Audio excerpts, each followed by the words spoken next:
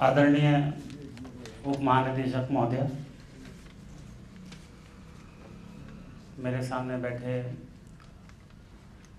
Voluntary organisations के बहुत पुराने अनुभवी साथी, ये देख के भी बहुत अच्छा लग रहा है कि नई पीढ़ी भी धीरे धीरे इस क्षेत्र में प्रवेश कर रही है। मुझे बताया गया रवि ने कि जो मेरा टॉपिक है वो विनय सहस्त्रबुद्धे जी ने डिसाइड किया था, ऐसे मेरे को बताया गया है। मेरा सौभाग्य है कि IIT जैसे संस्थान में मेरे को कार्य करने का मौका लगा और कपाट के अंतर्गत भी काफ़ी समय तक मैं रूरल टेक्नोलॉजी डिवीज़न में रहा और करीब 30-32 साल हो रहे हैं। और जिस समय मैं नहीं रहा टेक्नोलॉजी डिवीज़न में, तो अपने इंटरेस्ट की वजह से जो मेरे उस समय के हेड जो भी रहे उनके साथ मैं कांटेक्ट में रहा और हमारे जो टेक्नोलॉजी रिसोर्स सेंटर्स वगैरह हैं कपाट के, बड़ी संस्थाएं जो टेक्नोलॉजी पर अपना कार्य कर रही थी, उनसे भी मैं हमेशा टच में रहा। तो इस दौरान मैं जो रूरल टेक्नोलॉजी का जो हिस्सा है उस पर थोड़ा सा मैं समझता हूँ कि कपाट ने जो दिया है मेरे को अभी तक, या बहुत लोगों से संपर्क रहा, या मेरी जो प्रोजेक्ट में जो विजिट्स हैं वो रही, लोगों से बहुत विचार विमर्श होता रहा। करीब 15-16 साल से थोड़ा विचार विमर्श थोड़ा सा कम हो गया है।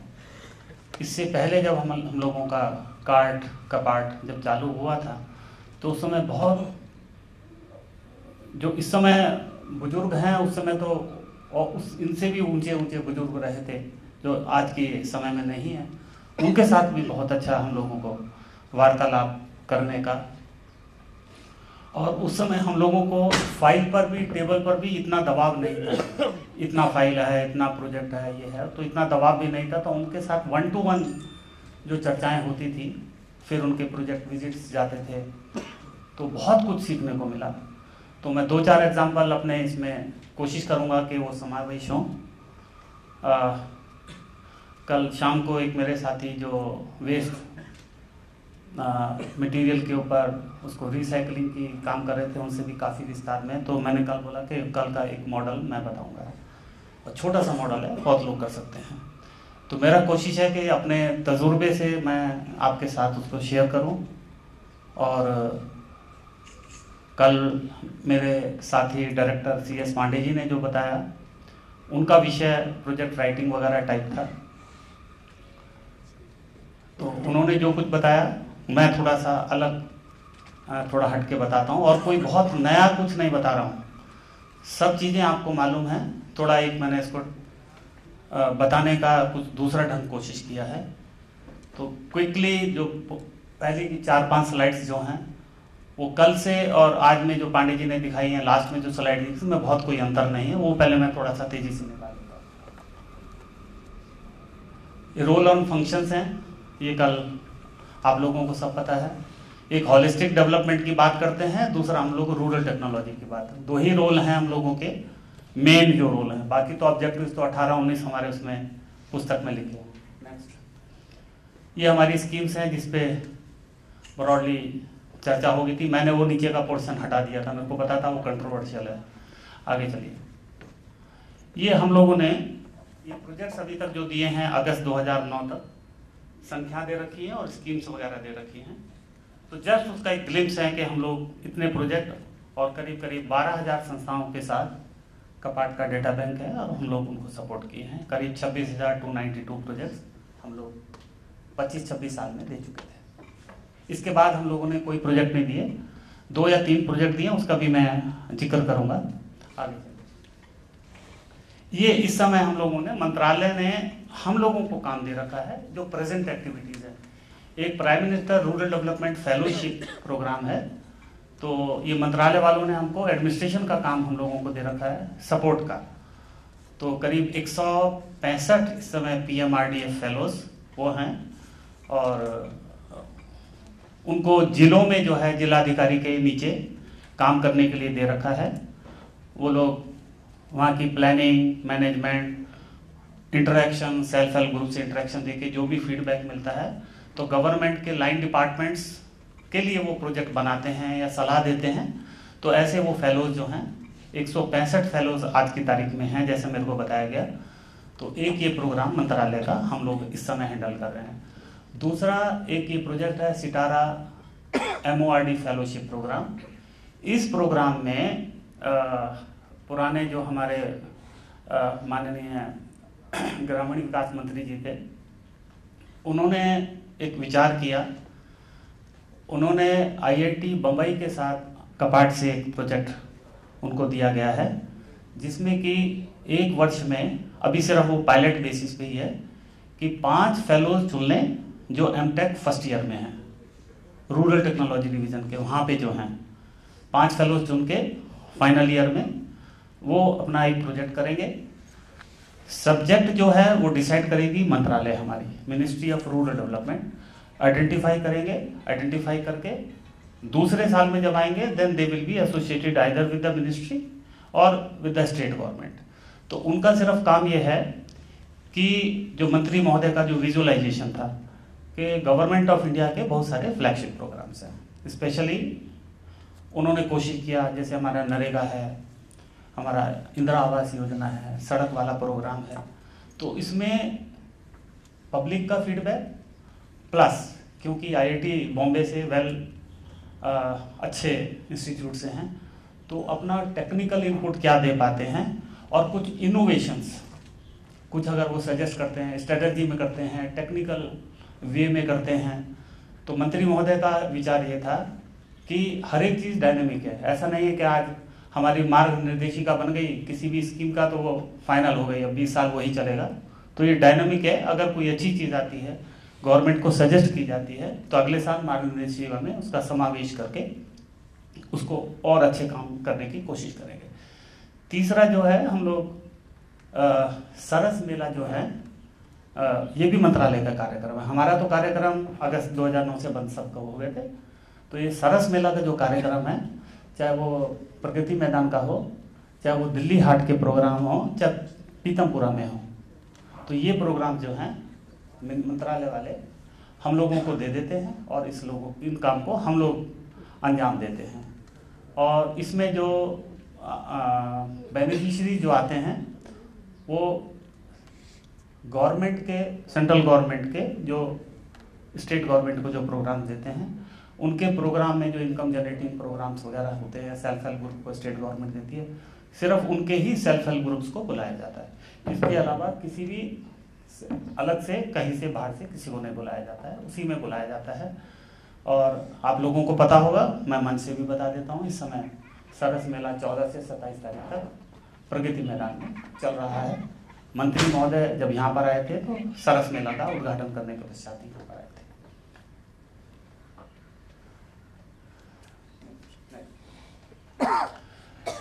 ये मैं हल्का सा बताना चाहता हूँ। यहाँ से शायद हम लोग कोशिश कर रहा हूँ मैं कि कपाट क्या था और हम और आप आज की तारीख में क्या हैं।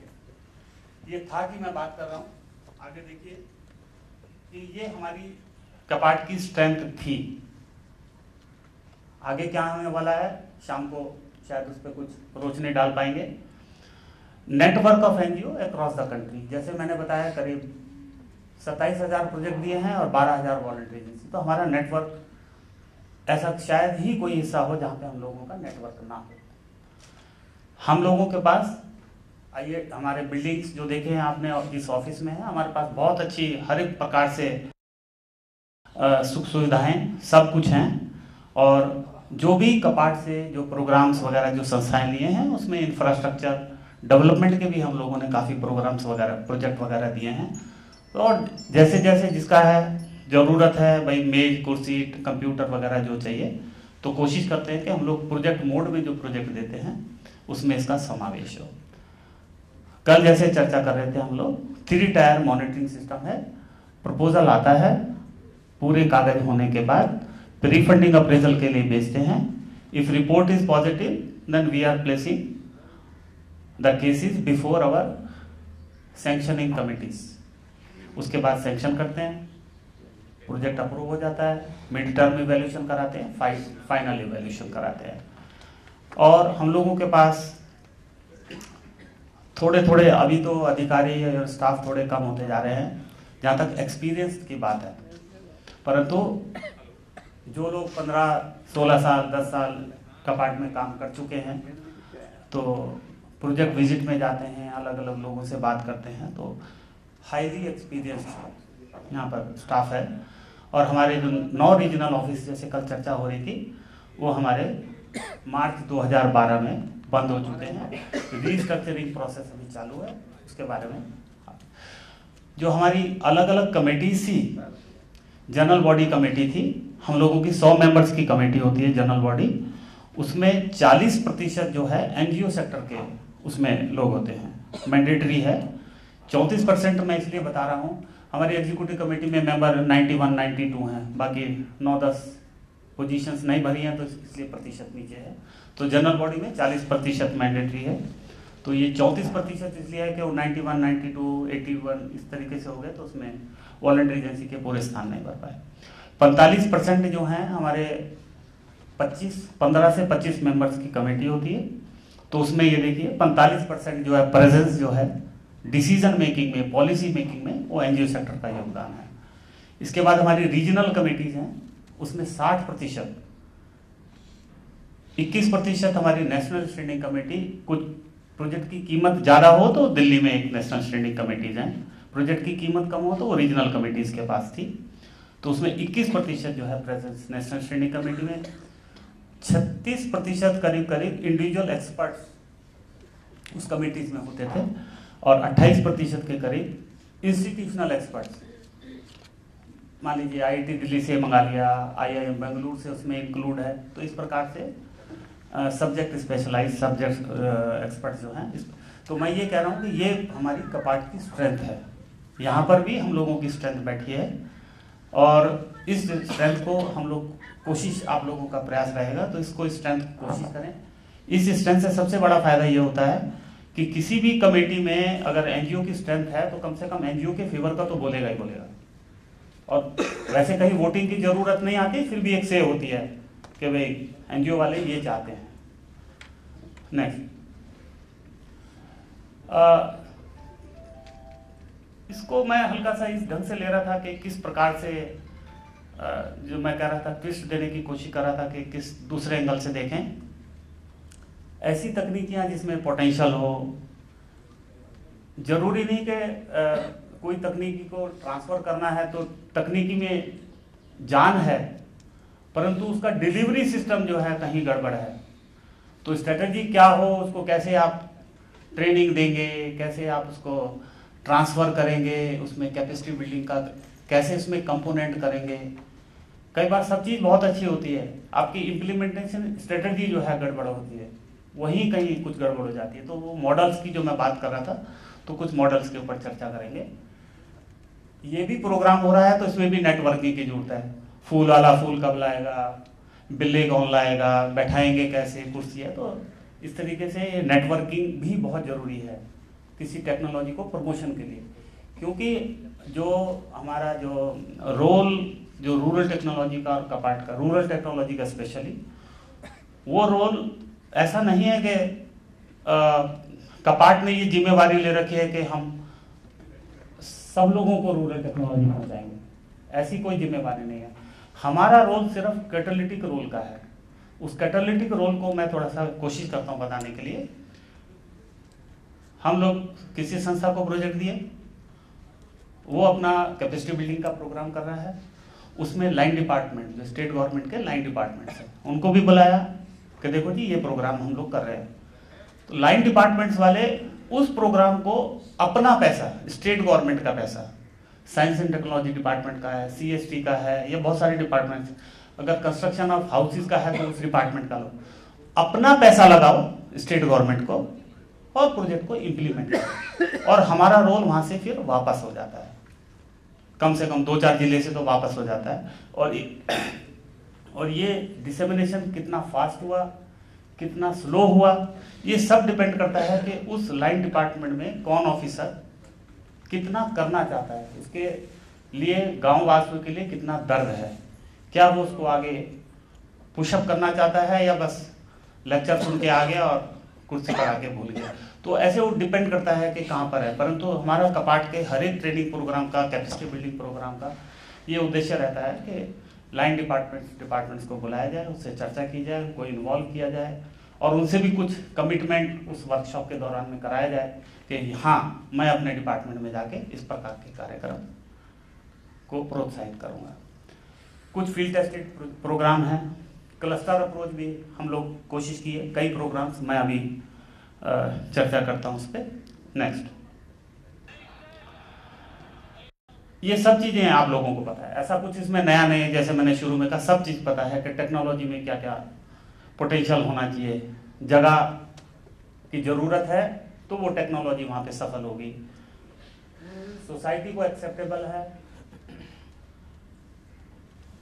जैसे पांडे जी कह रहे थे कि प्रोजेक्ट इकोनॉमिकल होना चाहिए, तो इसमें ये है कि किसी भी टेक्नोलॉजी को करें, टेक्नोलॉजी बहुत महंगी है, उसमें बड़ा इंफ्रास्ट्रक्चर वगैरह वगैरह चाहिए, तो वो टेक्नोलॉजी को कोई एक्सेप्ट नहीं करेगा, ना ही कोई फंडिंग इतना ज़्यादा करेगा, तो उसका कम कीमत में हो जाना चाहिए। लोकल रिसोर्स मटेरियल, वही मैं कह रहा हूँ, कोई नई चीज़ नहीं है। लोकल रिसोर्स मटेरियल हो सबसे अच्छा, लोकल मेंटेनेंस हो जाए वो सबसे अच्छी बात है।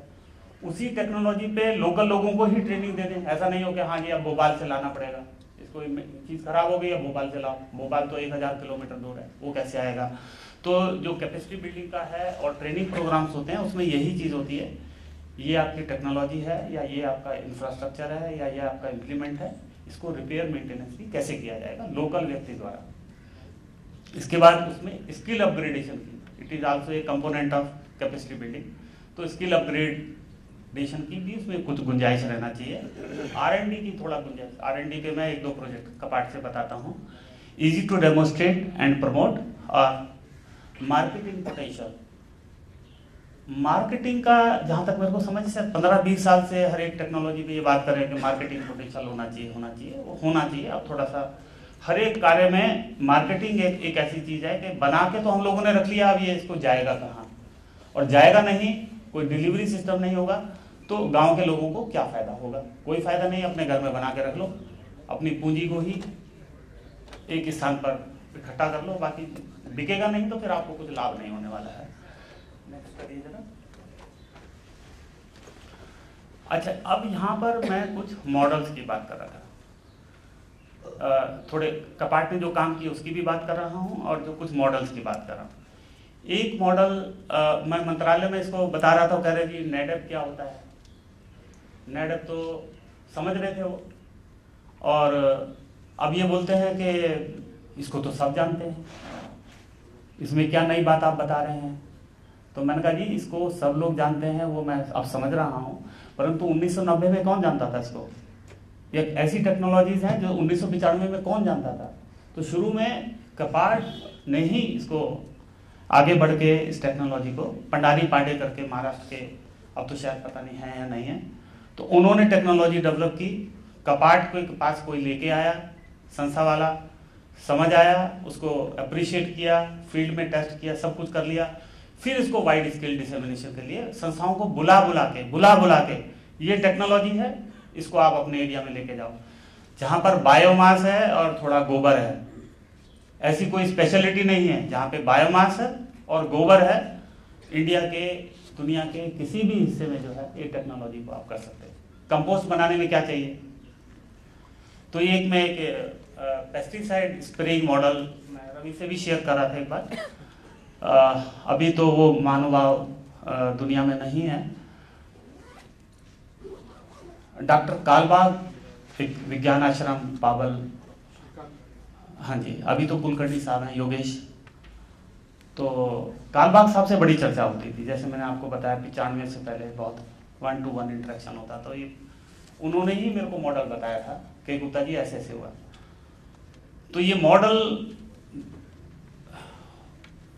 समझने में देखो तो कुछ भी नहीं है, और कोशिश करने की कोशिश करो तो शायद ऐसा लगता है कि बहुत सारे आइडियाज इसमें से जनरेट होते हैं। तो जब उनसे चर्चा हो रही थी तो मैंने कहा सर और बताइए, सर और बताइए। तो हम तो बहुत छोटे थे तो चिपक ही जाते थे हम लोग भी सीखने के प्रक्रिया में। तो ये मॉडल उन्होंने बताया। तो उन्होंने कहा कि 50-60 गांव में उनका क्षेत्र था, और उनकी शख्सियत का मैं बताते तो R&D, हिंदुस्तान लीवर में R&D डिपार्टमेंट के वो हेड थे। उनका एक कैलिपर की मैं बात कर रहा हूँ, और उन्होंने फिर ये विज्ञान आश्रम पावल में, जगह का नाम है पावल, वहाँ पर एक संस्था खोली। उस कैलिपर का व्यक्ति R&D डिपार्टमेंट, हिंदुस्तान लीवर, बड़े सिंपल, आके चुपचाप बैठ जाते थे, बताते थे। जैसे मॉडल कुछ भी नहीं है, सिर्फ वो बोले कि जी वो गांव में ना आत्महत्या शुरू हो गई। उसकी जड़ में गए तो किसी के घर में पेस्टिसाइड पड़ा हुआ है स्प्रेइंग के लिए, हर एक इंडिविजुअल छिड़कता था। किसी का आधा लीटर बच गया, किसी का 1 लीटर बच गया, वो आले में रख दिया, मियाँ बीवी में, बच्चों में झगड़ा वगड़ा हुआ, पी लिया, मर गए, हॉस्पिटलाइज हो गए। कहते ये समस्या एकदम उभरनी शुरू हो गई। उसकी जड़ में पहुंचे तो भाई घर घर में जो है वो तो पेस्टिसाइड रखे हुए डब्बा, कोई आधा लीटर का डब्बा बचा हुआ है, कोई 1 पाव का डब्बा बचा हुआ। मरने के लिए तो 100 ग्राम बहुत, 50 ग्राम ही बहुत है। तो उन्होंने सोल्यूशन निकालने की ऐसी कोशिश की कि गांव में से बीच बीच में से कुछ पढ़े लिखे बच्चों को पिकअप किया, 10-12 बच्चों को, सिर्फ, ज़्यादा नहीं। उसको पिकअप करके उनको पूरे पेस्टिसाइड की ट्रेनिंग दिला दिया। हमारे यहाँ पर खेती ये होती है, इनको इस समय पे ये पेस्टिसाइड्स चाहिए, स्प्रेइंग का क्या डाइल्यूशन होना चाहिए, कितना पानी मिलाना चाहिए, कितना तेल मिलाना चाहिए, सब उनको ट्रेनिंग दे दिया। 10-12 दिन का बता रहे थे, ट्रेनिंग दे दिया। और फिर गांव वालों को कहा देखो ये बच्चे स्प्रेइंग करेंगे, आप इनको काम दो। वो काम देना शुरू किया। जो घर में बचे बुचे डब्बे डुब्बे थे वो भी खाली हो गए, नए डब्बे आने बंद हो गए। इन बच्चों को एम्प्लॉयमेंट मिल गया। ज्यादा इसलिए नहीं किया कि ज्यादा करने से तो फिर फैलेगा। तो एक ये मॉडल है जो उन्होंने कोशिश की, और समाज की जो समस्या जो उत्पन्न हो रही थी आत्महत्या वगैरह की, वो बहुत हद तक, कम से कम पेस्टिसाइड घर में होने की वजह से नहीं हुई। तो ऐसे ही 2-4 मॉडल्स में और बताने की कोशिश करूंगा। टिश्यू कल्चर के हम लोगों ने बहुत प्रोजेक्ट दिए हैं। ग्रीन हाउस टेक्नोलॉजी सब लोगों को मालूम है। मैं 1985-86 की बात कर रहा हूँ। उस समय तो ये नया जैसा चीज था। IARI वाले, ICR वाले, KVK तो थोड़े से थे उस समय, गिने चुने थे। सब ग्रीन हाउस टेक्नोलॉजी पे ट्रेनिंग दिया करते थे। अभी भी ट्रेनिंग किसानों को देते हैं, परंतु उस समय नया चला था। तो हम लोग भी 9-10 ऑल ओवर द कंट्री से बड़ी बड़ी संस्थाओं को बुला के कि आप इस पे ट्रेनिंग लीजिए, इसको फैलाइए, गांव-गांव में फैलाइए, नर्सरी रेजिंग का काम होगा। तो मैं मतलब ये बताने की कोशिश कर रहा हूँ कि कब से कौन कौन सी टेक्नोलॉजीज में इन्वॉल्व है और किस प्रकार से हम लोगों ने डिसेमिनेशन की कोशिश की। इरिगेशन में, ड्रिप इरिगेशन में हम लोगों ने किया। कृषक बिंदु ट्रेलर पंप पे हम लोग काफ़ी प्रोजेक्ट दिए। ड्रिप इरिगेशन में अब जो संस्थाएं हैं जो सहयोग देने के लिए आगे आती हैं, तो इसमें भी बहुत अच्छे इनोवेशंस हुए हैं। CSV वार्धा ने, मगन संग्रहालय समिति ने, विवेकानंद केंद्र बहुत आगे बढ़ के जो है डेवलप करने की कोशिश की है। आसपास के इलाकों में बनाने की, उनको इस्तेमाल करने की, कैसे उसको पैकिंग करते हैं, सब प्रकार की अच्छी ट्रेनिंग दिए हैं। और क्षेत्रों में बहुत ज़्यादा फैला हुआ है, ऐसी कोई बात नहीं है। पर धीरे धीरे अब क्योंकि 5-6 साल से इंटरेक्शन भी हम लोगों का कम हो गया है, तो बहुत ज़्यादा जानकारी 5-6 साल से हम लोगों को नहीं मिलती है, क्योंकि कोई आता नहीं, कोई बताने वाला नहीं होता। कंस्ट्रक्शन टेक्नोलॉजी में ferro cement, fire retardant fact, CBRI Roorkee की टेक्नोलॉजी है। 85-86 की अगर मैं बात करूं तो पहला प्रोजेक्ट हम लोगों ने, महरौली है यहाँ पे दिल्ली में, हरियाणा बॉर्डर पे, तो वहाँ पे क्वेरी वर्कर्स के लिए 15 घरों का प्रोजेक्ट हम लोगों ने दिया था, और CBRI रुड़की वालों ने इसको मॉनिटरिंग का काम उन लोगों ने लिया था। और उस प्रोजेक्ट को देखने के लिए CBRI के हेड, उस समय डिप्टी डायरेक्टर थे डॉक्टर TN गुप्ता, वो जाते थे। मेरे डिप्टी डायरेक्टर जनरल थे अशोक जेटली, वो जाते थे और वो ऐसे ही पत्थर सरका के बैठ के घर को देखते थे, लोगों से बात करते थे। तो उस समय ये टेक्नोलॉजी इतनी ज़्यादा डिसेमिनेट नहीं हुई थी। उस समय उन लोगों के क्वेरी वर्कर्स के इसलिए नहीं दिया कि क्वेरी वर्कर्स हैं, गरीब हैं, इस वजह से वो प्रोजेक्ट नहीं दिया था। इस वजह से दिया था कि रैंडम रबल टेक्नोलॉजी जो है, इसमें एक और लिखी हुई है रैंडम रबल नीचे, क्या रैंडम रबल टेक्नोलॉजी को डिसेमिनेशन के लिए हम लोग तैयार कर सकते हैं। उसकी वजह से 15-15, 20-20 दिन के बाद हो जाए उसको मॉनिटरिंग करने के लिए जाते थे। जब यहाँ पर ये हो गया, वेल टेस्टेड हो गया, लोग चले गए, उसके बाद यहाँ पर बुला बुला के, संस्थाओं को बुला बुला के, ये टेक्नोलॉजी अपने एरिया में लेके जाओ, ये टेक्नोलॉजी अपने एरिया में लेके जाओ। तो उस समय हमारे जो TRCs हैं, शायद 2 या 3 TRCs जो हैं, SRI रांची का, उस समय हम लोग 1986 में प्रोजेक्ट दिए थे बिल्डिंग कंस्ट्रक्शन का, काफ़ी बड़े बड़े काफ़ी पैसा दिया था, 20 लाख 30 लाख उस समय 86-87 की। तो SRI रांची का ये रैंडम रबल ब्लॉक्स पे ही सारी की सारी बिल्डिंग्स बनी हुई हैं कपाट के पैसे से। ऐसा नहीं है कि बाजार से, मार्केट से लाल ईंट उठा के ले आए और उसमें मसाला लगाया बना, सारी की सारी। और उसका आउटफिट मैं आपको बताता हूँ, मैं बताता हूँ 88-89 का।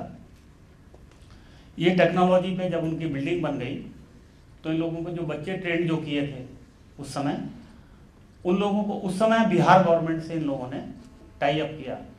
तो जो यूनिवर्सिटीज़ की जो बाहर वाली जो बाउंड्री वाल होती है, या स्कूलों की बाउंड्री वाल होती है, या किसी गवर्नमेंट ऑफिस का कोई डेवलप हो रहा है उसकी बाउंड्री वाल है, तो जो बच्चे ट्रेंड हुए थे इस रैंडम रबल टेक्नोलॉजी में, उस समय की मैं फिगर्स मेरे को थोड़ी सी याद है, 2.36 करोड़ गवर्नमेंट ऑफ बिहार से उन लोगों ने ठेका लिया था कि ये बिल्डिंग, ये जो बाउंड्री वॉल्स हैं ये मेरे लोग बनाएंगे, ट्राइबल बेल्ट के जो लड़कों ने ट्रेनिंग ले रखी है वो बनाएंगे। तो उससे एक फायदा हुआ, एक तो जो है उन बच्चों के अंदर एक कॉन्फिडेंस पैदा हुआ कि हम लोगों को काम मिल सकता है। दूसरा इसका डिसेमिनेशन हुआ, वहाँ पे तो किसी ने देखी नहीं थी ये टेक्नोलॉजी, तो एक डिसेमिनेशन हुआ। तीसरा जो है हम लोगों का वो प्रोजेक्ट शायद 2,35,000 का मेरे को ध्यान आ रहा है, 1985 में दिया था, 2,35,000 का। वो अगर 2.36 करोड़ उस समय के वो गवर्नमेंट के लाइन डिपार्टमेंट से पैसा खींच सकता है, this is the way how we had played a role of a catalyst. इसको हम लोग कैटालिटिक रोल बोलते हैं। हम लोगों का थोड़ा सा पैसा गवर्नमेंट, स्टेट गवर्नमेंट का पैसा ज्यादा निकलवाएं और उनके लाइन डिपार्टमेंट खर्च करें, हम लोगों को कोई परेशानी नहीं। इसी तरीके से तारा बलराम ब्रिक DA हमारा डेवलपमेंट अल्टरनेटिव इंस्टीट्यूट है दिल्ली में, काफ़ी ब्रांचेज हैं अभी, उन्होंने डेवलप किया।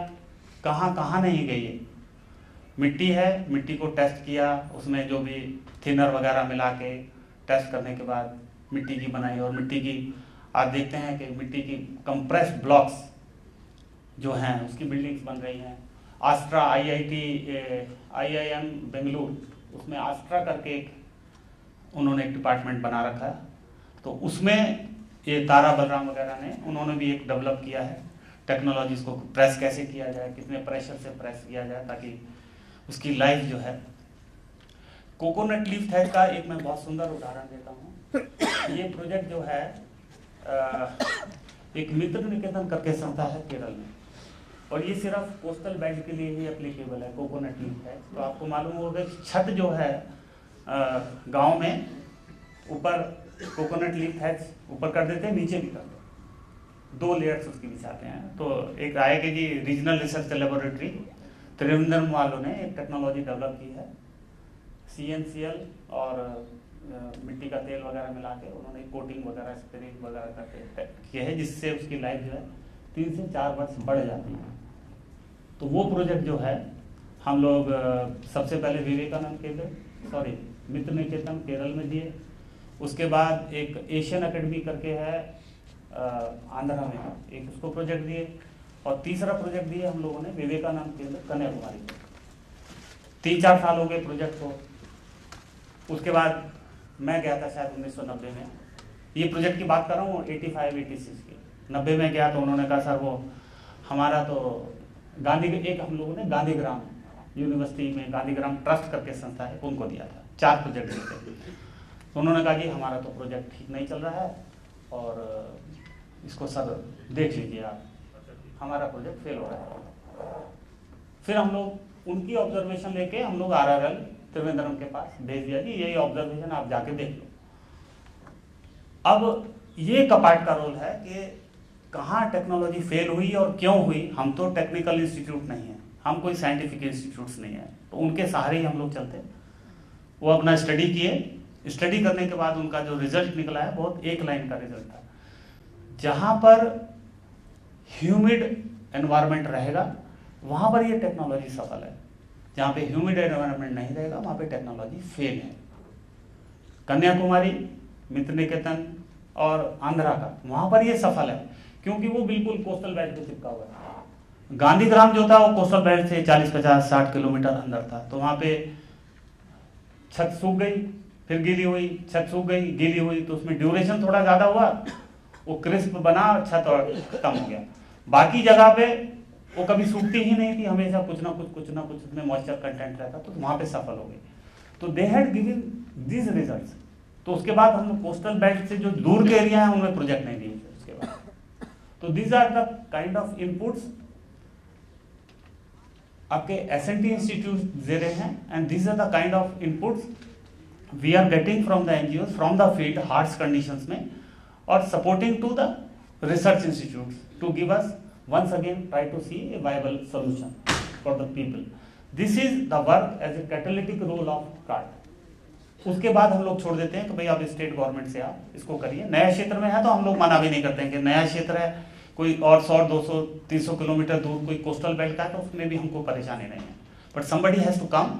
और कोशिश हम लोग करते हैं कि संस्थाओं को बताने की, देखो भाई कोस्टल बेल्ट में यहाँ पर भी कुछ कोस्टल बेल्ट के होंगे, तो बोलेंगे हाँ सर ये तो हमारे इलाके में चल सकता है। उनको टेक्नोलॉजी दे सकते हैं, बाकी सबमिट उनको प्रपोजल करना है, वो उनके इंटरेस्ट पर है। हम 50 चीज़ें बताएं, उनको 2 ही चीज़ें समझ आए, तो 48 चीज़ का मतलब ये नहीं कि 48 चीज़ें ठीक नहीं हैं। उनको अपने एरिया में या उनको अपने अंदर ऐसा कॉन्फिडेंस महसूस नहीं हो रहा है कि शायद हम लोग इस चीज़ को कर सकते हैं। ऐसे रूरल सैनिटेशन में एनर्जी में दीनबंधु बायोगैस का प्लांट का बताता हूँ। 1985 में कुछ लोग नाम से वाकिफ होंगे, बगदाबाद, ये चाइना गए थे अपने पैसे से, कपाट से तो कुछ लेना देना नहीं, वहाँ से आए तो एक मॉडल उठा रहे बायोगैस का।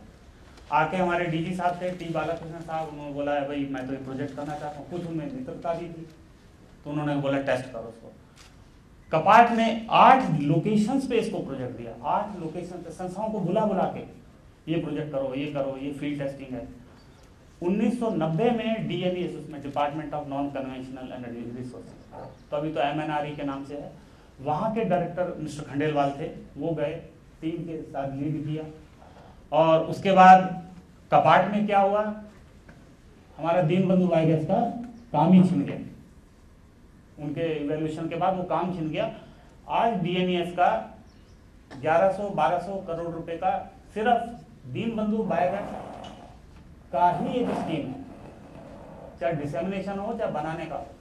But at the same time we are happy कि हमारे एक प्रोजेक्ट में से निकला, और गवर्नमेंट ऑफ इंडिया के दूसरे डिपार्टमेंट्स हमारे छोटे से प्रोजेक्ट 10 लाख 20 लाख के प्रोजेक्ट से ऐसे बस्ट होके आ रहा है, और दूसरा डिपार्टमेंट इसको लेके बैठा। वी आर वेरी हैप्पी, इसको हम क्लेम कर सकते हैं, दिस वाज द CART/कपाट project, a very successful project. Efficient crematorium के बारे में भी हम लोग काफ़ी प्रोजेक्ट दिए।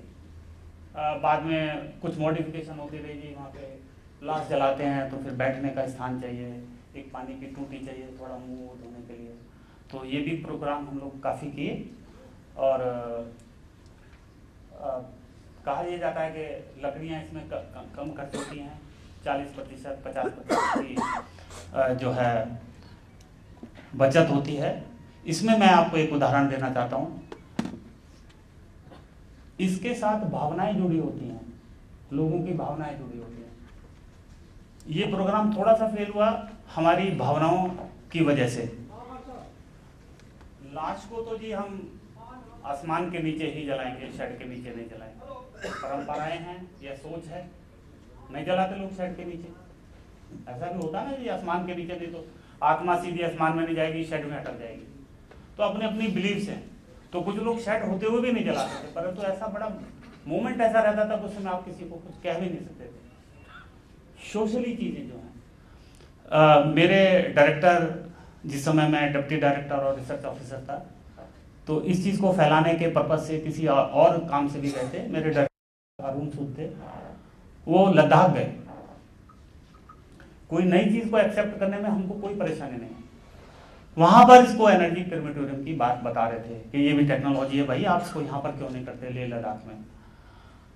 अब वो सूद साहब बताए और वहाँ के लोग थी वो हंसने लगी, कहते जी क्या बेवकूफ़ों वाली आप चीज़ें बताते हो, इससे बढ़िया तो हम ही बता दें हम क्या करते हैं यहाँ पे।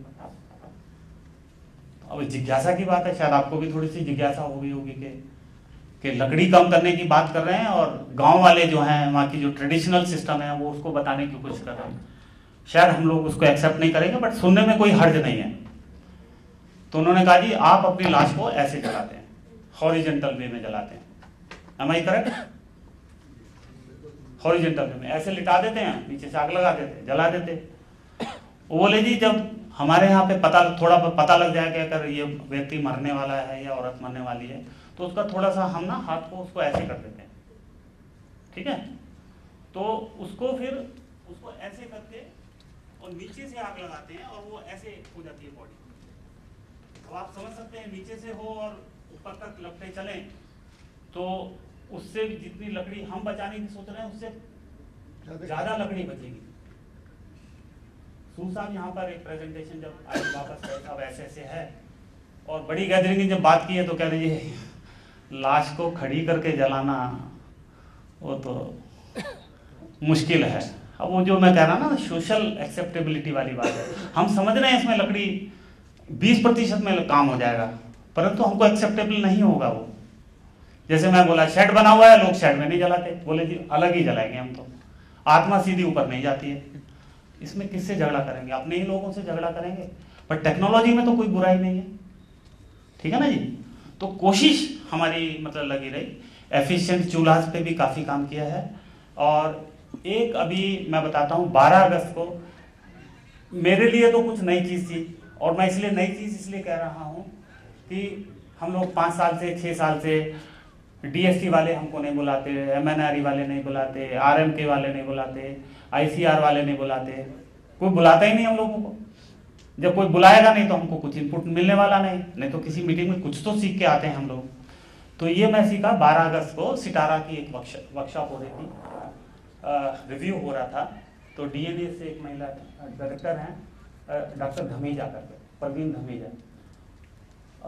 क्योंकि मैं थोड़ा साइंस बैकग्राउंड से हूं तो उन्होंने 1-2 सेंटेंस ही बोले थे, आई हैड पिक्ड अप।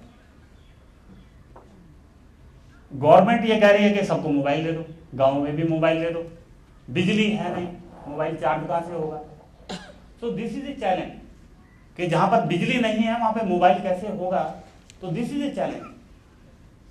अब उस चैलेंज को साइंटिस्ट ही उसको एक्सेप्ट करेंगे, कुछ सोल्यूशन निकालने की कोशिश करेंगे। कुछ प्रॉब्लम तो बताओ आप, साइंटिस्ट कहीं कम नहीं है, कुछ प्रॉब्लम्स तो आप पोज करोगे कि ये प्रॉब्लम है। अब प्रॉब्लम ये थी कि आपने मोबाइल को गांव में चार्ज करना है जहां पर बिजली नहीं है।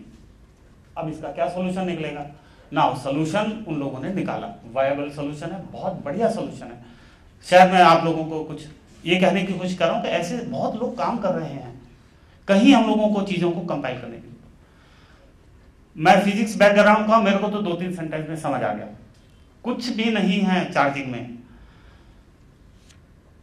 फिजिक्स का एक बहुत सिंपल फंडा है कि 2 इलेक्ट्रोड्स अगर डिफरेंस टेम्परेचर पर हो, ठीक है, एक ठंडे में हो एक गर्म में हो, अब इलेक्ट्रिसिटी अपना बनना शुरू हो जाती है।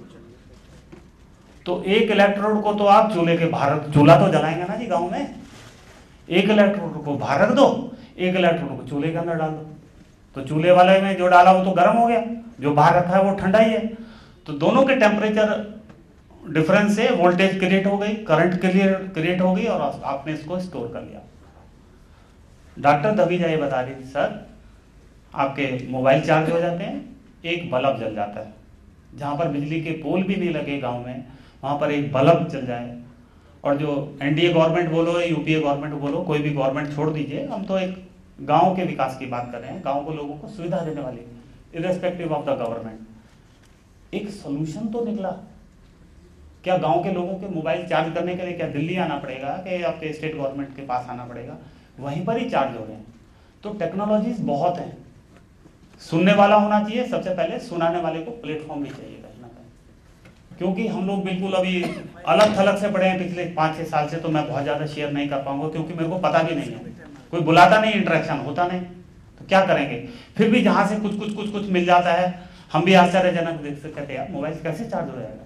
तो इसलिए मैंने जानबूझ के डाला है कि आपका चूल्हा है बैटरी चार्जर, इसलिए डाला है कि बैटरी, चूल्हे से बैटरी कैसे चार्ज होगी, this is one of the technology जो आप इनोवेशंस की बात कर रहे हैं। वाटर मिल्स पे कपाट ने बहुत काम किया है, हेस्को अनिल जोशी, हिमाचल में भी काम किया है, जहाँ पे घराट चलते हैं, गेहूं पीसना है, कुछ करना। अब तो इलेक्ट्रिसिटी आ गई, मैं बात कर रहा हूँ 1985, 86, 90 की, उस समय तो इलेक्ट्रिसिटी नहीं थी, उस समय की बात कर रहा हूँ। बड़े सक्सेसफुल है। उसमें क्या है, पानी ऊपर से गिर रहा है, नीचे से चक्की चल रही है, बैट लगाना है, आप जो मर्जी कर लीजिए, दाल पीस लीजिए, गेहूं पीस लीजिए, इलेक्ट्रिसिटी जनरेट कर लीजिए, ठीक है ना। पानी ऊपर से नीचे गिर रहा है, उसमें तो कुछ आपको करना नहीं, गिर रहा है बस, नीचे आपको एक सिस्टम लगाना है और उसको आगे इस्तेमाल करना है। नेक्स्ट करिए। वाटर हार्वेस्टिंग में एग्री फिल्म लाइनिंग बेस पे आप, बड़ा सिंपल, नीचे पौंड के नीचे आप फिल्म लगा दो, प्लास्टिक की फिल्म लगा दो, कम से कम धरती माता तो पानी नहीं सूखेगी। हमारा उद्देश्य पानी पीने का है, सबसे बड़ा उद्देश्य। धरती माता को पानी चला जाए उसमें हमको कोई दिक्कत नहीं है, पर सबसे बड़ा उद्देश्य है जो हम पानी कलेक्ट कर रहे हैं वो कहीं हम लोग उसका फायदा उठा लें। नीचे फिल्म लगा दो, नीचे तो नहीं सूखेगा पानी, ठीक है ना जी, पानी उतना ही है। अब इसमें एग्री फिल्म लाइनिंग से हटके एक मैं एग्जांपल बताता हूँ, सोचने का मतलब बिंदु है जो मेरे को संस्थाओं से सीखने का लगा। अब सूरज भगवान भी पानी लेके जाते हैं ऊपर, जितना बड़ा एरिया होगा सूरज भगवान ऊपर से आएंगे, वेपोरेशन के रूप में पानी को लेके जाएंगे। उस पर भी कुछ कंट्रोल करने की जरूरत है। एक तो यह है कि ऊपर पॉलीथीन की शीट लगा दो, अब कितने बड़े एरिया में पॉलीथीन की शीट लगाओ वो भी समस्या। रोको पानी को, किस मतलब समस्याएं आती हैं तब सोल्यूशन निकलने की कोशिश करते हैं। गुजरात में एक संस्था है उत्थान समिति, जब पानी आया, बारिश आया तो उन्होंने बहुत बड़ा पौंड भर लिया, तभी भर सकते। फरवरी में राशनिंग करना शुरू कर दिया उन्होंने, गांव वालों ने देखा, वो सब समितियां अपना आप करती हैं, किसी को बताने की जरूरत नहीं है। पानी सीमित रह गया, जिंदा रहना है, बरसात के सीजन से आने से पहले वो अपना आप ही कोशिश करेंगे राशनिंग की, आपको कुछ कहने की जरूरत नहीं है। सब लोग अपना आपस में बैठ के उसकी राशनिंग की कोशिश करते हैं। अब बोले जी पानी तो उड़ रहा है, इतनी बड़ी पॉलीथीन भी उड़ा लेंगे, फिर भी हम लोगों का ये तो मई में पानी खत्म हो जाएगा, जून में कैसे जिंदा रहेंगे, वो बड़ा मुश्किल का काम है। तो संस्था वाले ने क्या किया, उस बड़े कुएं के साथ में, पौंड के साथ में एक छोटे होल का एक और गड्ढा कर दिया, गहरा सा, उसी की गहराई वाला। वहां से लिफ्ट पानी किया और उसको उस गड्ढे को भर दिया, छोटे मुंह वाले गड्ढे को। वो गड्ढा तो जैसे नीचे वाला जो है वो तो मान लीजिए इतना पानी रह गया उसमें, अब जो छोटे मुंह वाला गड्ढा भरा तो वो पूरा ही भर गया ना, उसका लेवल बढ़ गया, ऊपर का डाया कम हो गया, इवेपोरेशन कम हो गया। Now it is open for rationing of water as well as they can utilize the water for longer time. तो छोटी छोटी चीजें सीखने की, एक दो मॉडल आप मैं गुजरात का बताऊंगा।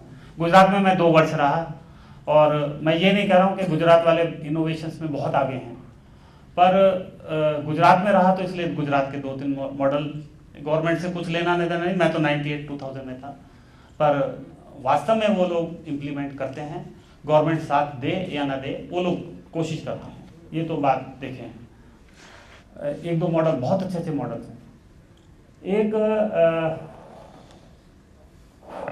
हाँ, कल मैं बात कर रहा था, मैडम संध्या आई थी, तो ये किताब है इसकी, अनुपम मिश्रा की, राजस्थान की रजत बूंदें और आज भी खरे हैं तालाब।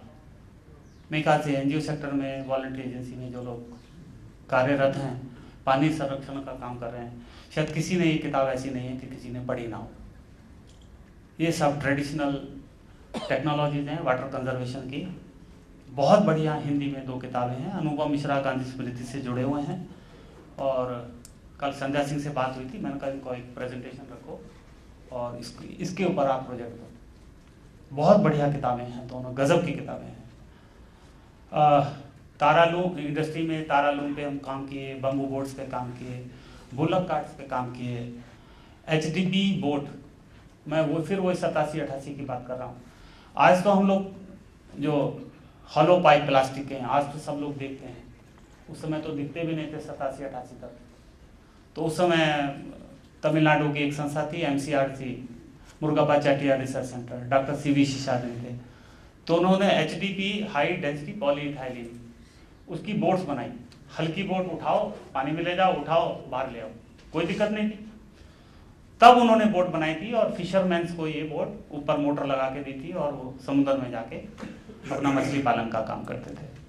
तो उस समय रेलिवेंट थी, आज हो सकता है इरेलीवेंट हो, परंतु उस समय HDP high density polyethylene pipe को लाने के लिए कहीं पता नहीं दूसरे जिला में दूसरे राज्य में जाना पड़ता था, आज ये हर एक स्थान पर उपलब्ध है। तो मैं ये कहने की भी कोशिश कर रहा हूँ, आज भी हमारी मार्केट में कोई चीज़ उपलब्ध है, उससे भी कोशिश करो। जो उपलब्ध नहीं है कोशिश तो करो, सोचने की तो कोशिश करो कि ये इनोवेशन क्या हम लोग कर सकते हैं, क्या इसमें इंक्लूड कर सकते हैं। पॉटर्स व्हील्स अब तो बहुत पुराना हो गया, सभी लोग जानते हैं, बाल बेरिंग लगा दो, आपका चक्का तेजी से ज़्यादा घूमता है, तेजी से घूमता है। इसके बाद बाइसिकल ट्रेलर्स पे भी वॉल बियरिंग्स वगैरह पे भी कपाट ने कई प्रोजेक्ट दिए हैं और अच्छा काम किए। अभी तो IIT दिल्ली में प्लास्टिक की पॉलीथाइलिन की रिक्शाएं चल रही हैं, कम वेट होता है, तेजी से चलती हैं, सवारी का ही वेट होता है ढोने के लिए, बाकी तो काम हो रहा है। कम एनर्जी में कैसे काम किया जा सके। फार्मिंग में हॉर्टिकल्चर, फ्लोरिकल्चर, पॉटरी, टिकरी, फिशरी, बी कीपिंग, अभी वर्धा से कल बता रहे थे, बहुत बढ़िया काम है बी कीपिंग का, और कई इलाकों में हम लोग काम किए। मशरूम कल्टीवेशन आज सब लोग जानते हैं, कौन जानता था 84-85 में, कौन जानता था मशरूम को? सब कहते हैं वो सांप की छतरी है, बड़ी जहरीली होती है, उसको तो बिल्कुल नहीं खाना चाहिए। आज मेरे ख्याल से सब बड़ी बड़ी पार्टीज में, मैं ये नहीं कह रहा कि इसमें सारा कंट्रीब्यूशन कपाट का है, पर कपाट का 1%, 2%, 3% कुछ तो हिस्सा मानो। बहुत प्रोजेक्ट दिए हैं, गांव में एक्सेप्टेबल हो गए। हाँ जी, गाँव छतरी नहीं है जी, सांप की छतरी नहीं है, जहरीली नहीं है, इसको खाते हैं, खाना शुरू कर दिया, कुछ तो फूड मिल रहा है आपको, प्रोटीन वगैरह का। तो थोड़े थोड़े से प्रयास कपाट धीरे धीरे धीरे धीरे जो किए हैं, मैं उनको थोड़ा सा एग्जिबिट करने की कोशिश कर रहा हूँ। आर्टिजनल ट्रेनिंग, हैंडलूम्स पे, हैंडीक्राफ्ट पे, एग्रीकल्चरल इम्प्लीमेंट्स पे, पॉटरी पे, कारपेंट्री पे, मैसनरी पे, रूरल मैकेनिक्स पे, कंप्यूटर ट्रेनिंग भी देते हैं। और लोगों को एग्रीकल्चरल इम्प्लीमेंट, चाहे मेसन्स का हो, किसका हो, जहाँ पर भी उपलब्ध है वहाँ पे कोशिश भी करते हैं कि ये अच्छा काम कर रही है, चलो जी आप वहाँ से खरीद लीजिए, कपाट हमारे को पैसा देने के लिए तैयार है, आप वहाँ से खरीद लीजिए आराम से आपको। ऐसी भी कई कई टेक्नोलॉजीज हैं जो जिसको आप कॉमर्शलाइजेशन और मार्केटिंग की जो बात करते हैं। कभी 85-86 में हम लोग कंपाइलेशन किए थे, 45 उसमें टेक्नोलॉजीज, एक बड़ी सिंपल टेक्नोलॉजी थी, शायद यहाँ पे बोर्ड नहीं है तो उससे थोड़ा सा आराम से बता देता। आप लोगों ने कीप देखी है, मिट्टी के तेल की कीप देखी है, ठीक है, बोतल के ऊपर रख देते हैं, ऊपर से मिट्टी के बड़े कंटेनर से कहते हैं, बोतल में तेल आ जाता है।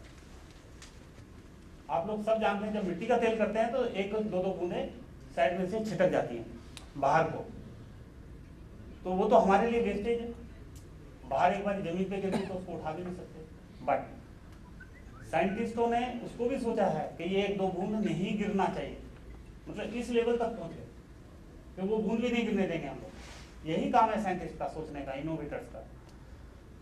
उन्होंने कुछ नहीं किया, ऐसे जो कीप है या तो उसमें अंदर से ग्रूव बना दिया या उसको बाहर से थोड़ा सा उभार दिया, उसको कीप के 3-4 उसमें बना दिए, ठीक है।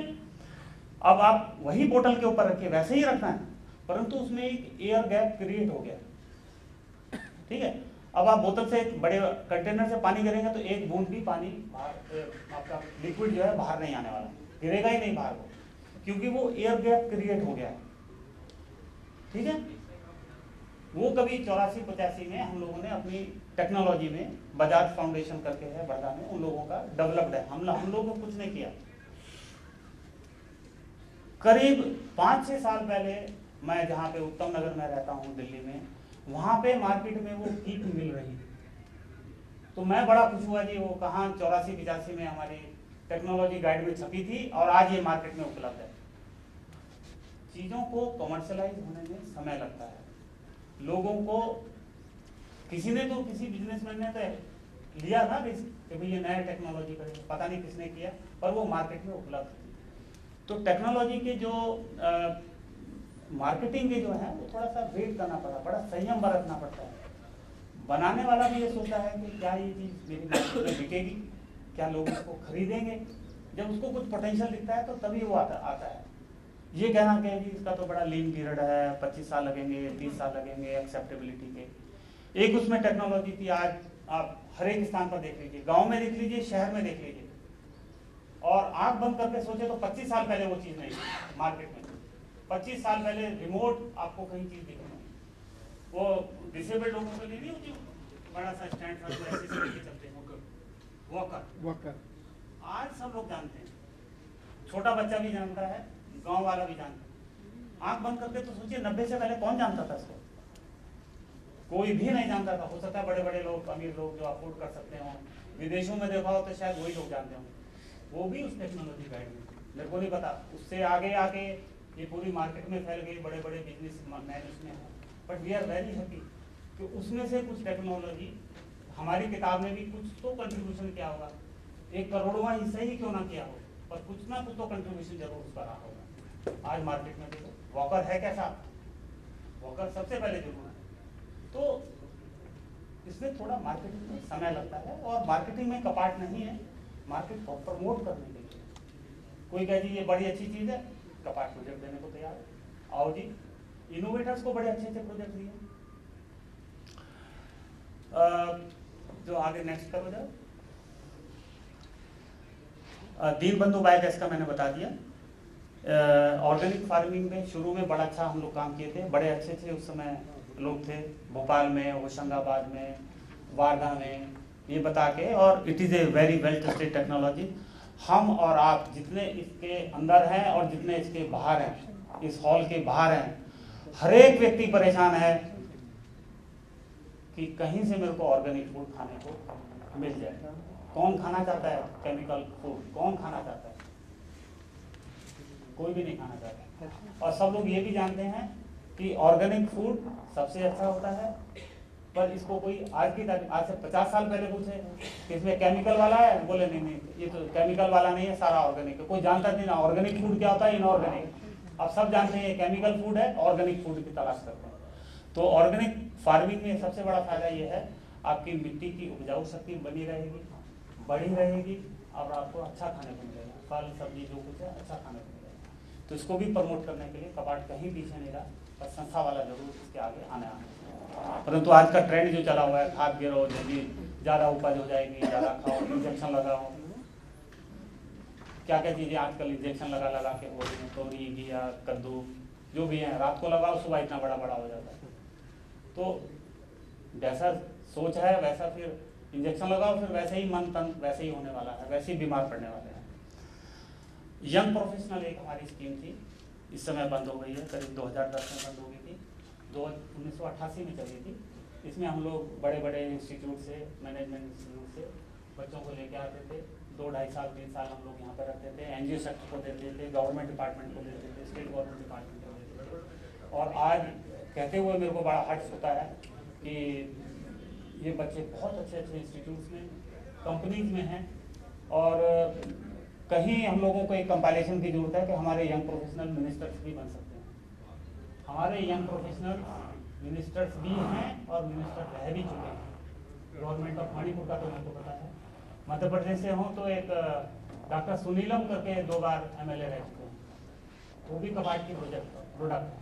बहुत लोग रह चुके हैं कपाट से। हमारे सेक्रेटरी हैं, चाहे हमारे DG साहब किसी भी लेवल के, बहुत अच्छे थे। Arun Bhatnagar madam rural development secretary थे, NIA में थे, ठीक है। सक्सेना साहब, जो रूरल डेवलपमेंट का डिस्कशन हो, कौन से डिस्कशन में NC सक्सेना साहब नहीं होते हैं, रूरल डेवलपमेंट के थे। विनोद पांडे थे, कैबिनेट सेक्रेटरी जाके बने।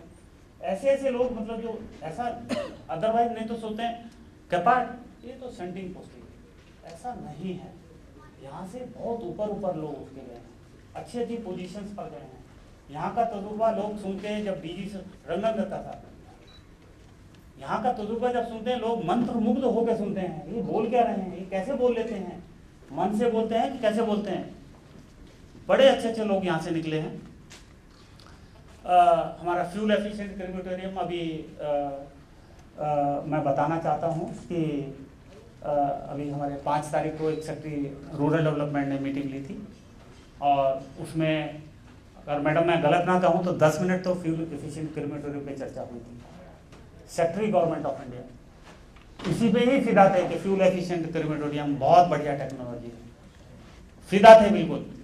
अब उनके आदेश जैसे ही कागज पर आएंगे हम लोग कोशिश करेंगे इसको एक यूनिवर्सल चीज करने के लिए। प्रॉब्लम्स आती हैं, सोसाइटी एक्सेप्ट नहीं करती, कोई बात नहीं, कुछ लोग तो एक्सेप्ट करेंगे।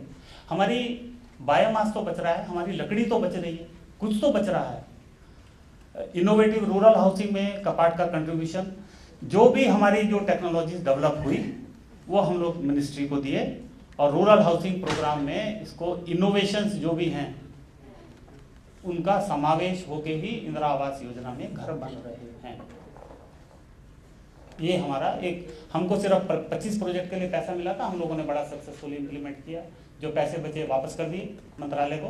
पर हमारे प्रोजेक्ट का ये एक फायदा पड़ा कि कपाट की मंत्रालय की IAY स्कीम में इनोवेशंस जो भी हैं उनको इनकॉर्पोरेट करके ही प्रोजेक्ट दिए जाते हैं। एक मैंने PMRDF फेलोशिप का आपको जिक्र कर चुका, सितारा MORD फेलोशिप का भी मैं जिक्र कर चुका, और उम्मीद करता हूँ कि इस फेलोशिप से जो भी अच्छे रिजल्ट्स निकलेंगे वो मंत्रालय की फ्लैगशिप जो भी स्कीम्स चल रही हैं उसमें बहुत अच्छा ही इनपुट जाएगा।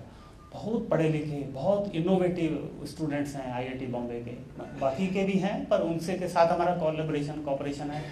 तो जब बात करते हैं तो कई बार तो हम तो ये फाइल घसीटू आदमी हो गए धीरे धीरे, पर वो लोग तो बिल्कुल नया ब्लड है। सर ऐसे हो सकता है, सर ऐसे हो सकता है, तो हम भी अपनी पुरानी मेमोरी पढ़ा के जो दिमाग में आता है तो बोलते हैं हाँ ऐसे हो सकता है, समझ आती है, हम सीखने की कोशिश करते हैं। पर they are capable of providing recommendation suggestions to government of India via CAPART के आप आने वाली स्कीम्स में इसको इनकॉर्पोरेट करो तो उसका इम्प्लीमेंटेशन थोड़ा सा अच्छा हो जाए। नेक्स्ट, नेटवर्किंग के बारे में बोल चुका हूँ। अच्छा नेटवर्किंग था, अभी तो बहुत लोगों को जानते नहीं, हमारे से थोड़े से जो बड़े रहे बहुत लोग रिटायर हो गए, तो अब एसोसिएशन है नहीं उन लोगों से, तो अब उसमें क्या बोल सकते हैं। और उम्मीद कर रहे हैं कि जब कपाट चालू हो जाएगा तो इन लोगों को फिर बुलाया जाएगा, फिर हम लोग मीटिंग्स में उनकी जाएंगे, वो लोग आएंगे, नई फ्रेंडशिप बनेगी अपने उम्र के लोगों से, छोटे लोगों से, ताकि जो है आगे थोड़ा सा क्लोज कोलैबोरेशन हो जाए, तो उनकी जानकारी और हमारी जानकारी होके गांव के लोगों को जरूर कुछ ना कुछ फ़ायदा होगा। इसके बाद कुछ टेक्नोलॉजीज़ की बात मैं काफ़ी कर चुका हूँ। सोलर फोटोवोल्टाइक लाइटिंग सिस्टम 84-85 में कोई जानता भी नहीं था उसमें। सोलर लाइटिंग से स्ट्रीट लाइटिंग भी हो सकती है क्या, घरों में बत्ती आ भी सकती है कि नहीं आ सकती। तो मैं अपने पुराने दिन याद करूं कि आज राजेंद्र सिंह तरुण भारत संघ अलवर के, आज वो भी एक हमारी कपाट की प्रोजेक्ट है मैडम, वो भी हमारे कपाट के प्रोजेक्ट से डेवलप हुआ पड़ा है। अच्युत दास, जो मीडिया, अन्ना हजारे, बंकर राय, कितने नाम गिनाए, लिस्ट है आपको तो मैंने लिस्ट भेजी थी, कितने नाम गिनाए हम लोग, बहुत ऊंचे ऊंचे लोग पहुंचे हुए हैं। सोलर फोटोवोल्टाइक का 85 में ये हमारे से प्रोजेक्ट लेके गए थे, कपाट से सिर्फ 10 लाइटिंग सिस्टम का, राजेंद्र सिंह अलवर वाले, ठीक है। कहाँ 85 में हम लोगों ने दिए थे, पूरे का पूरा, कीमत भी कम थी उस समय, 10-12 हज़ार रुपये की थी। दीनबंधु बायोगैस प्लांट का मैं जिक्र कर चुका हूँ, कोकोनट लीफ थैच का कर चुका हूँ, फायर रिटार्डेंट थैच रूफ का कर चुका हूँ जिससे आग नहीं लगती है छतों में, गांव की छतों में, तारा बलराम का कर चुका हूँ। फेरो सीमेंट टेक्नोलॉजी का जो यहाँ पे बड़े बुजुर्ग NGO सेक्टर से बैठे हुए हैं और जो नए हैं मैं बताता हूँ। SB अग्निहोत्री साहब ex-MNRE सेक्रेटरी रहे, वो IIT दिल्ली, IIT बॉम्बे के साथ जुड़े हुए हैं और सितारा प्रोजेक्ट के साथ जुड़े हुए हैं। वो जिक्र कर रहे थे कि मेरा उड़ीसा कैडर के हैं, तो कह रहे थे मैं ओरेडा में था, उड़ीसा रिन्यूएबल एनर्जी डेवलपमेंट, कहता कपाट की वजह से मेरा ट्रांसफर हो गया। मैं ओरेडा में कहते मैनेजिंग डायरेक्टर था IS से, कहते हैं कपाट की वजह से मेरा ट्रांसफर हुआ, और कोई वजह नहीं है। क्या हुआ जी? तो ओरेडा ने फेरो सीमेंट टेक्नोलॉजी की स्लैब्स बनाने के लिए एक प्रोजेक्ट लिया था। मैं बात कर रहा हूँ 1988 की। तो उस समय हमारे मैं एक मतलब ट्विस्ट देना चाह रहा हूँ कि कपाट ने ऐसे भी प्रोजेक्ट दिए हैं, वो भी दे रहा हूँ और आपको टेक्नोलॉजी से बता रहा हूँ। तो उस समय हमारे डायरेक्टर जनरल महोदय थे SM पटंकर, IAAS थे। किसी को निराश तो नहीं करते थे, पर दूसरे ढंग से उनको बोलते थे काम करने के लिए। तो इधर से उड़ीसा से आए, वो बोले जी फेरो सीमेंट टेक्नोलॉजी बड़ी अच्छी टेक्नोलॉजी है। उन्होंने भी कहा जी बड़ी अच्छी टेक्नोलॉजी है। बोले जी उसकी कीमत ऐसी 20 रुपए स्क्वायर फुट पड़ती है। डीजी साहब भी बोले हाँ जी पड़ती है।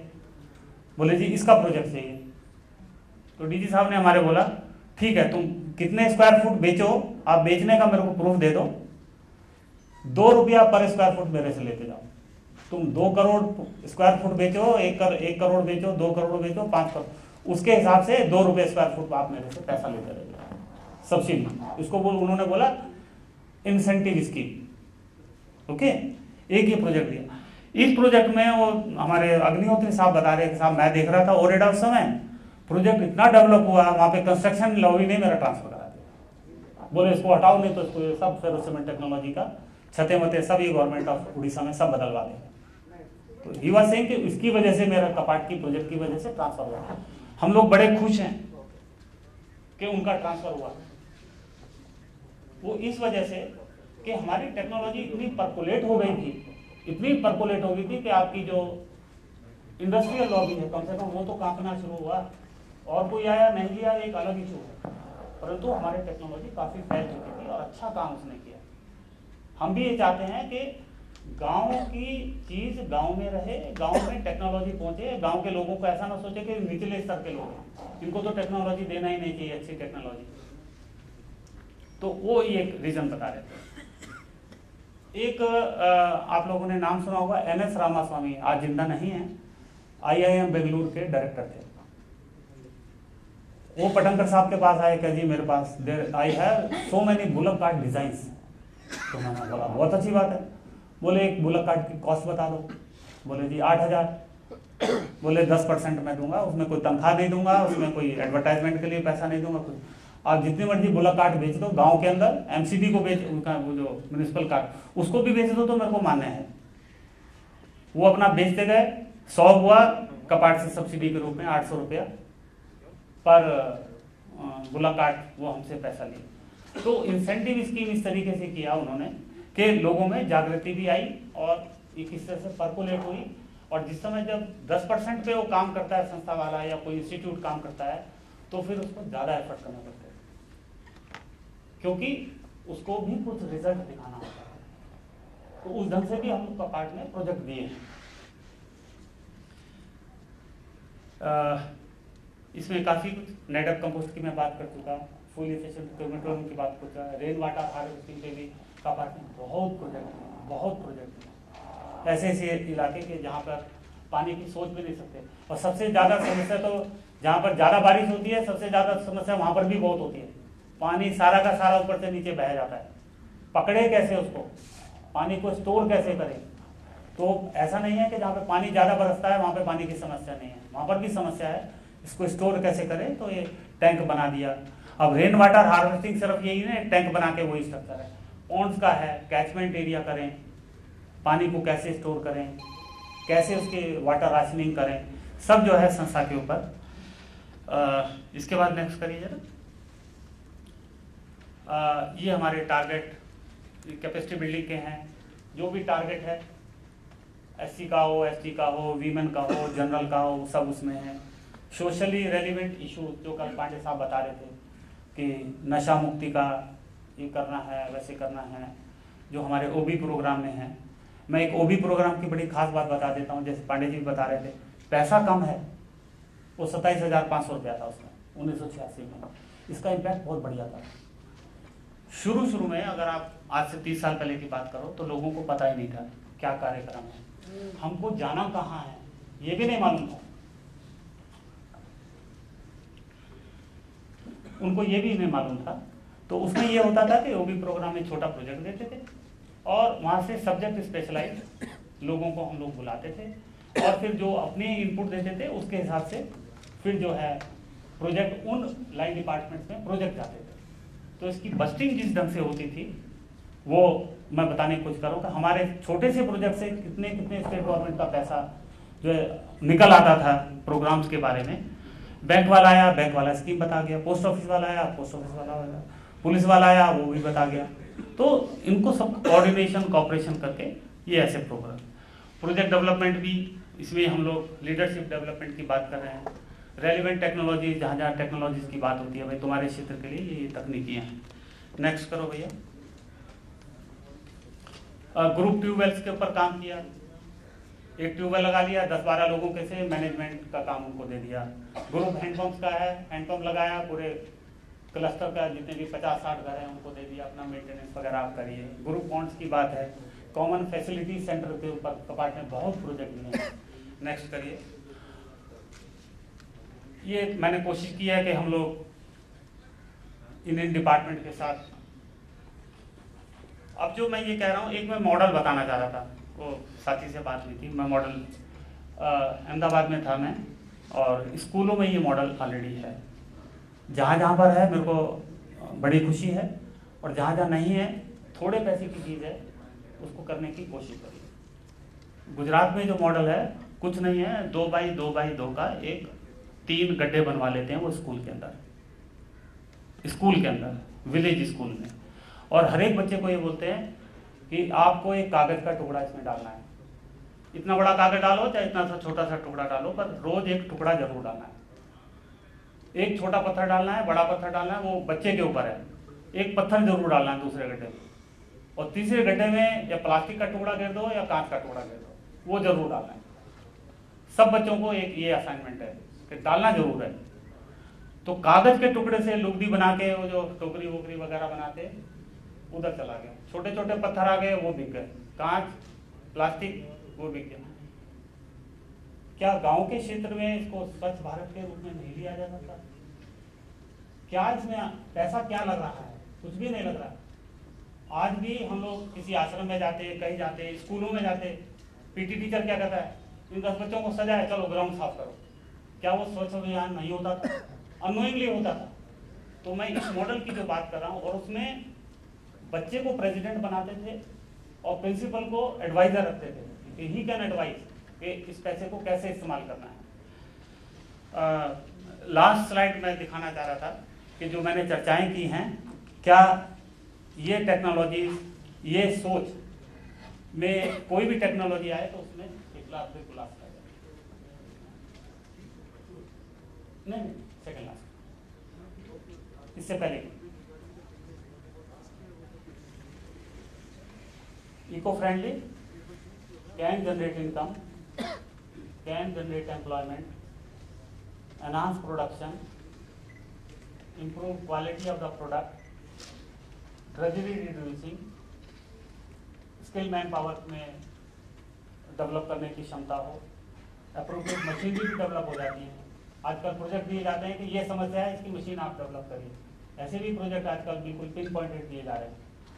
Develop training institute centre, availability of technological option, गांव के क्षेत्र को या शहर के क्षेत्र को कुछ ऑप्शन तो दीजिए साहब, ऐसा बल्ब है, ये दूसरा बल्ब है, तीसरा बल्ब है, किसकी कैपेसिटी कैसी है वो अपना खरीदे। तो आई थिंक सो हम लोगों का काम ये भी है कि गांव वालों को एक ही समस्या के लिए 2-3 टेक्नोलॉजिकल ऑप्शन भी उसके सामने रखे होने चाहिए। और सस्टेनेबल मार्केट बहुत बड़ा इशू है मार्केटिंग का। इस सब्जेक्ट को तो कोई मतलब पूरा सेशन चाहिए, और सबका उद्देश्य यहाँ पे जितने बैठे हैं, सब लोग बैठे हैं, सबका ये है कि इम्प्रूव लिविंग स्टैंडर्ड। तो ये छोटी सी मेरी प्रेजेंटेशन थी, कुछ इसमें नया नहीं है, बस सिर्फ आज के समय में हल्की सी थोड़ी जो प्रॉब्लम हम लोग फेस करते हैं, कहीं ये टेक्नोलॉजी का डॉक्यूमेंटेशन एक स्थान पर, पानी की क्वालिटी का हो, एक स्थान पर हो जाए, वो डिस्ट्रीब्यूट हो सकता है, लोगों को बताया जा सकता है, डेमोन्स्ट्रेट किया जा सकता है। उन्नत भारत अभियान में शायद कुछ प्रयास हो रहा है कि इस प्रकार का कुछ प्रयास हो, सारे साइंटिफिक इंस्टीट्यूशन को लाएं, आपके फील्ड जो है फाइनल करें, एक्सपर्ट फाइनल करें, इंस्टीट्यूट फाइनल करें, मटेरियल को डेवलप करें सब्जेक्ट वाइज। तो वो कोशिश हो रही है और इस कोशिश में कितने वो सफल होते हैं हम लोग भी, मैं भी यूबीए का एक छोटा सा हिस्सा हूँ, एज ए डायरेक्टर अभी हूँ। और वैसे तो मौन स्वीकृति या मौन समर्थन तो है, तो इसके साथ और कपाट के संबंध में कल काफ़ी चर्चा शाम को हो गई थी। और कुछ मेरी तरफ को कोई प्रश्न हो, कोई जिज्ञासा हो, बाकी सब लोगों से निवेदन ये है कि कहीं कोई अच्छी टेक्नोलॉजी मिले, आपस में उसको शेयर करो। ये टेक्नोलॉजी है, उस एरिया में ये एक्सपर्ट है, वो उसको देखना है कि उस एरिया में, किसके एरिया में जो है ये टेक्नोलॉजी अच्छी इस्तेमाल हो पाएगी। जी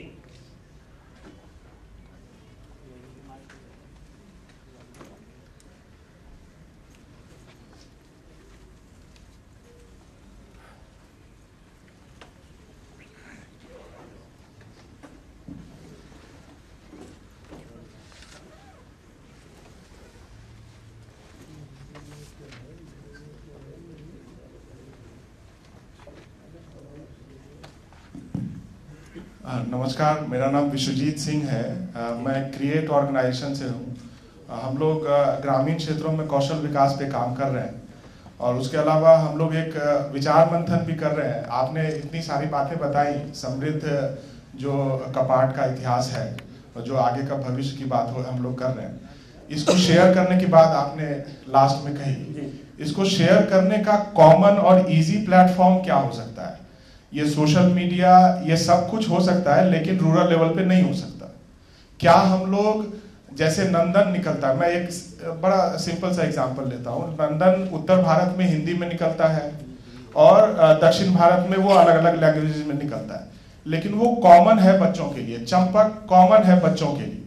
तो इसी तरह से प्रचलित पत्रिका जो मासिक स्तर पे या द्विमासिक स्तर पे निकले और ये सारी बातें कैटेगराइज्ड होकर के पूरे देश में कहाँ पे क्या हो रहा है, एनजीओ के स्तर पे, कपाट के स्तर पे, इनोवेशन के स्तर पे, अगर ये इसको प्रचलित करना जरूरी है, सिर्फ निकालना जरूरी नहीं है। प्रतियोगिता दर्पण स्वतः प्रचलित है भारत के सारे प्रतियोगियों के जीवन में। तो इस तरह से इसको प्रचारित भी करना और प्रचलित करना, अगर प्लेटफॉर्म ले तो स्वतः जो गांव के लोग हैं वो आएंगे कि ठीक है, आज इस बार की पत्रिका ले लो, देखो उसमें क्या हो रहा है। तो हमें प्लेटफॉर्म ऐसा देना चाहिए जो इजीली एक्सेसिबल हो रूरल पॉपुलेशन को। उसमें मैं बताता हूँ इस कार्यशाला से कुछ अच्छी रिकमेंडेशंस निकलने वाली है, ऐसा मेरे को उम्मीद है। और शायद रिकमेंडेशन फाइनल होने से पहले मेरे साथ भी जरूर संस्था वाले बैठेंगे। कुरुक्षेत्र और योजना दोनों पत्रिकाओं का आपको मालूम है मिनिस्ट्री रूरल डेवलपमेंट करती है। तो पॉसिबली एक रिकमेंडेशन ये होने वाली है कि ये जो चीज़ें जो निकली हैं, ठीक है, वहाँ पर कहीं एक पन्ना हो कि अगर ऐसे बातों का संकलन अगर होना है तो अभी 2 पत्रिकाएं हैं। मैं कपाट के इतिहास में फिर वही बड़ा सा आपको अनुमोदन हो जाएगा। पहले एक मूविंग टेक्नोलॉजी और पीपल एक्शन करके 2 पत्रिकाएं निकलती थी। जो अच्छा फील्ड में होता था टेक्नोलॉजी के बारे में, मूविंग टेक्नोलॉजी करके निकलता था। पीपल एक्शन के रूप में अच्छे मॉडल्स, अच्छा काम, वो भी निकलता था।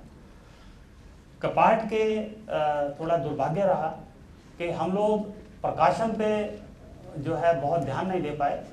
और दूसरा कहने में मेरे को कोई दिक्कत नहीं है कि बहुत कुछ डिपेंड करता है कि डीजी साहब की चेयर पर कौन बैठा है और वो कितना इंटरेस्ट हर एक चीज़ में ले रहा है। कोई कंपाइलेशन पे बहुत इंटरेस्ट लेता है, दूसरा कहता है इसकी कोई जरूरत नहीं, चलो दूसरा काम शुरू करते हैं। तो ये ऊंच नीच जो ऊपर नीचे कपाट में जो होता रहा, उसकी वजह से भी हम बहुत बड़े लूजर रहे हैं। अदरवाइज कपाट की शुरुआत बहुत अच्छे उससे हुई थी। तो कुरुक्षेत्र और योजना, ठीक है, ये की रिकमेंडेशन जाती है कि इस प्रकार के जो भी अच्छी टेक्नोलॉजीज हैं। और इसमें कुरुक्षेत्र में एक शायद छोटा सा 50-60 वर्ड्स का एक अलग से कॉलम बना हुआ बड़ा, उसको डार्क करके कोई इनोवेशन होती है तो उसको हिस्से में उसमें डालते हैं, ऑलरेडी इनबिल्ट है। अब उसको बड़ा स्पेस चाहिए, 1 पन्ना चाहिए, 1.5 पन्ना चाहिए, तो वो तो उनको मार्गदर्शक मंडल को बोलना पड़ेगा कि बड़ा स्पेस चाहिए, इसको बड़ा 1 पेज का कर दो, ठीक है। तो वो है दिमाग में। और अगर कपाट एक लाइन पर आ जाता है तो जो मेरी जो सजेशंस जो डीजी महोदय के पास जो गई हुई हैं उसमें ये है कि आगे चलने वाले कपाट को बदनाम या डॉक्यूमेंटेशन पे इतना स्ट्रॉन्ग किया जाए, जब कोई बताए तो हम लोग उसको डॉक्यूमेंटेशन प्रस्तुत करने में, और डॉक्यूमेंटेशन एक बार बनेगा कुछ ना कुछ तो काला तिल आदमी लिखेगा, सक्सेस स्टोरीज लिखेगा, अच्छा काम किए अच्छा लिखेगा, मॉडल लिखेगा, आदमी के बारे में लिखेगा, कुछ तो बातें लिखेगा ही। पर जब तुम बनाओगे नहीं तो लिखेगा क्या, कंपाइल क्या करेगा। तो हमारा प्रयास है कि अगर कपाट ठीक ठाक ढर्रे पे अंदर आता है तो उसके हम लोग पब्लिकेशन पे जरूर। मैं इसमें एक छोटी सी बात कहता हूँ जी। गांव के स्तर पे कुरुक्षेत्र और योजना की ही मैं बात करता हूँ। गांव के स्तर पे ज़्यादातर लोग अगर कॉम्पिटिटिव एग्जाम की तैयारी करते हैं तो वो बैंक, पीओ या एयरफोर्स या रेलवे इसकी तैयारी करते हैं, और कुछ एक बच्चे ही ऐसे होते हैं जो IAS IPS की तैयारी करते हैं। उन बच्चों को छोड़ करके गांव के स्तर पे कुरुक्षेत्र को कोई भी नहीं लेता है। मैं इसकी बात कर रहा हूं कि जो भी प्रकाशित होता है वो प्रचलित हो और आम नागरिकों में प्रचलित हो। जो कम पढ़े लिखे, थोड़ा पढ़े लिखे हो, उन तक भी ये बात पहुंचे कि अगर कुछ जानना है तो ये पत्रिका है, बुक स्टॉल पे मिल जाएगी, 2, 4, 5, 10 रुपए में मिल जाएगी। इसमें बहुत सारी बातें पूरे देश में जो ग्रामीण स्तर पे हो रहा है इनोवेशन और जो प्रगति हो रही है, या फिर NGOs के थ्रू ही इसका अवेयरनेस और किया जाए, लेकिन इसको प्रचलित करना जरूरी है। आप बहुत नेशनल लेवल की बात कर रहे हैं, मैं आपको एक चाय वाली लेवल की मैं बात बता देता हूँ। कपाट ने 2 प्रोजेक्ट अपने इतिहास में ऐसे दिए हुए हैं कि जो गांव में जो अखबार होते हैं, अखबार गांव में जो चाय की दुकान पर पढ़े जाते हैं, ढाबे की दुकान पर पढ़े जाते हैं, उस लेवल तक भी कपाट पहुंचा हुआ है। जो हमारी रूरल टेक्नोलॉजी की जो गाइड्स जो छपी थी, जिसमें मैंने आपको जिक्र किया कि 45 टेक्नोलॉजी थी, एक संस्था को सिर्फ यही प्रोजेक्ट दिया, हर सप्ताह में एक टेक्नोलॉजी को ही वो छापेगा, रीडिंग मटेरियल कहीं से नहीं लाना, सिर्फ वो छाप। हमारा उद्देश्य था कि चाय की दुकान पर, ढाबे की दुकान पर लोग उसको पढ़ें और चर्चा करें। देखो ये तो स्ट्रेटेजी का पार्ट है, ठीक है ना। उसको कैसे डिसेमिनेट करना है, कहाँ की बात कहाँ पर आपको लाना है, ठीक है, उस स्तर तक भी काम कर चुका है। अब उस चीज को जो हम लोग जो मॉडल्स की बात मैं आपसे कर रहा हूँ कि ऐसे ऐसे मॉडल्स हैं, कहीं ये मॉडल इकट्ठे हो जाएं, फिर उसको तो डिसेमिनेशन के तरीके तो 50 हैं।